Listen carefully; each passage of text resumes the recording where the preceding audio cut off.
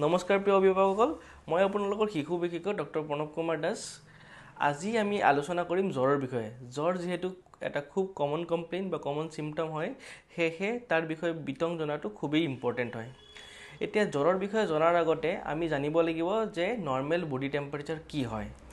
Normal body temperature যদি axilla বা কাষলতিৰ তলত বা আণ্ডাৰআৰ্মত মেজাৰ কৰোঁ, তেতিয়াহ'লে 37.5 ডিগ্ৰী চেলচিয়াছ, কৈছোঁ, ডিগ্ৰী চেলচিয়াছতকৈ যদি বেছি হয় বা 99.5 ডিগ্ৰী ফেৰেনহাইটতকৈ যদি বেছি হয়, ফেৰেনহাইটতকৈ যদি বেছি হয়, তেতিয়াহ'লে তাক জ্বৰ বুলি কোৱা হয়। এতিয়া কথা হৈছে আমি টেম্পাৰেচাৰটো মেজাৰ কেনেকৈ কৰিম।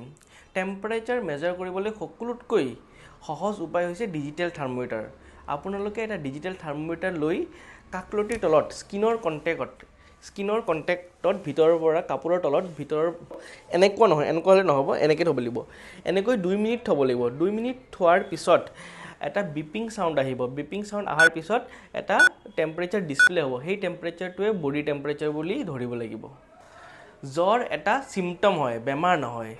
জ্বৰৰ জৰিয়তে আমাৰ বডিয়ে বিভিন্ন ধৰণৰ ইনফেকশ্যনছ বা নন ইনফেকচিয়াছ পেথলজিৰ সৈতে যুঁজ দিয়ে। ই এটা প্ৰটেক্টিভ ইমিউন ৰেছপন্স বুলি ধৰা যায়। ইনফেকশ্যনছ যেনে ভাইৰাছ, বেক্টেৰিয়া, প্ৰট'জোৱা ইত্যাদিৰ কাৰণে হ'ব পাৰে।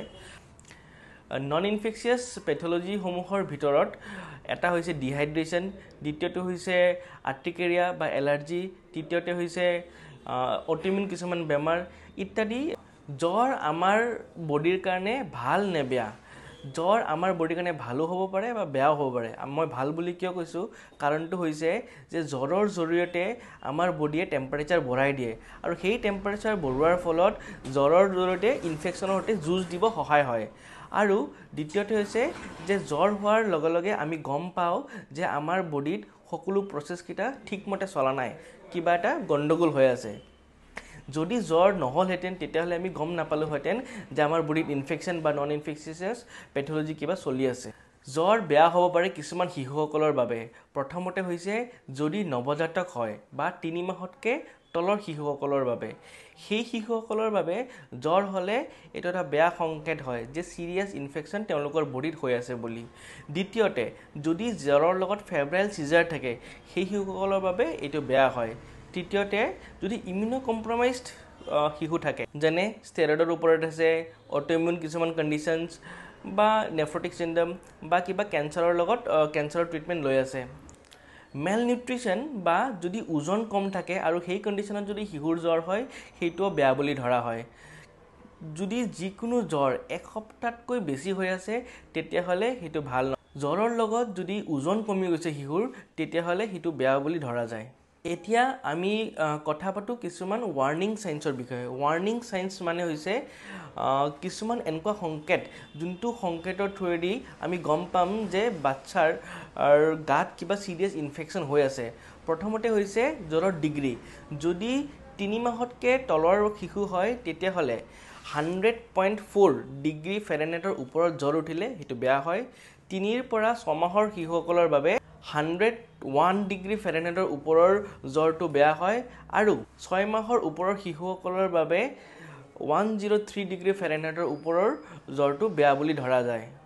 জ্বৰৰ সৈতে কিছুমান আচৰণ যদি আমাৰ শিশুসকলৰ গাত দেখা যায়, তেতিয়াহ'লে তাক আমি বেয়া বুলি ধৰিব পাৰোঁ বা চিৰিয়াছ বুলি ধৰিব পাৰোঁ। প্ৰথমটো হৈছে যে ইণ্টাৰফেব্ৰাইল পিৰিয়ড।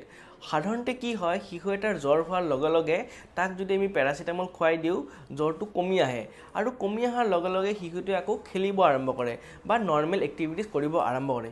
কিন্তু কিছুমান শিশুসকলে জ্বৰটো কমাৰ পিছতো নৰ্মেল এক্টিভিটিজ নকৰে বা বেছিকৈ শুই থাকিব চেষ্টা কৰে। সেই শিশুসকলৰ বাবে ইণ্টাৰফেব্ৰাইল পিৰিয়ডটো লেথাৰ্জিক বুলি ধৰা যায় আৰু সেইটো এটা চিৰিয়াছ কণ্ডিশ্যন বুলি ধৰা যায়। তাতে ডক্টৰৰ পৰামৰ্শ ল'ব লাগে। যদি আপোনাৰ শিশুটিয়ে বেছিকৈ শুব ধৰিছে বা তাক জগাব পৰা নাই, বেছি ইৰিটেবল হৈ আছে, তাক কোনো পদ্ধতিৰে কণ্ট্ৰল কৰিব পৰা নাই, বেছিকৈ কান্দি আছে, তেতিয়াহ'লেও এইটো বেয়া সংকেত হয়। আৰু কিছুমান ক্লিনিকেল চাইন্স থাকে যাৰ সহায়ত আমি ডিটাৰমিন কৰিব পাৰোঁ যে জ্বৰটো বেয়া নে ভাল। প্ৰথমটো হৈছে যে বাচ্চা যদি একদম খোৱা লোৱা বন্ধ কৰি দিছে। দ্বিতীয়টো হৈছে যদি খুব বেছি চিভিয়াৰ হেডেক হৈ আছে বা চিভিয়াৰ ডায়েৰিয়া হৈ আছে বা ভমিটিং হৈ আছে। তৃতীয়টো হৈছে গাত যদি কিবা ৰঙা ৰঙা দানা বা গুটি উঠিছে। গুটি উঠিলে তাৰ লক্ষণসমূহে কেতিয়াবা ডেংগু, কেতিয়াবা মেনিনগোককেল ইনফেকশ্যন বা কেতিয়াবা চিৰিয়াছ বেমাৰৰ লক্ষণ হ'ব পাৰে। যদি বাচ্চাটোৱে উশাহ ল'ব কষ্ট পাইছে তেতিয়াহ'লেও বেয়া হয়। শেষত হৈছে যদি শিশুতে ডিঙিটো লৰাব পৰা নাই, ডিঙি লৰাব পৰা নাই বা ভাঁজ কৰিব পৰা নাই, ষ্টিফ নেক হৈ আছে, সেই কণ্ডিশ্যনবোৰতো মেনিনজাইটিছ হ'ব পাৰে। আৰু যদি কোনোবা এটা লিম্ব ধৰক হাত বা ভৰি হ'ল, তাৰে গাঁঠিবোৰ ফুলিছে, জইণ্ট ফুলিছে বা জইণ্টটো লৰা চৰা কৰিব অসুবিধা পাইছে, তেতিয়াহ'লেও এইটো জ্বৰৰ এটা বেয়া লক্ষণ বুলি ধৰা যায়। ধন্যবাদ।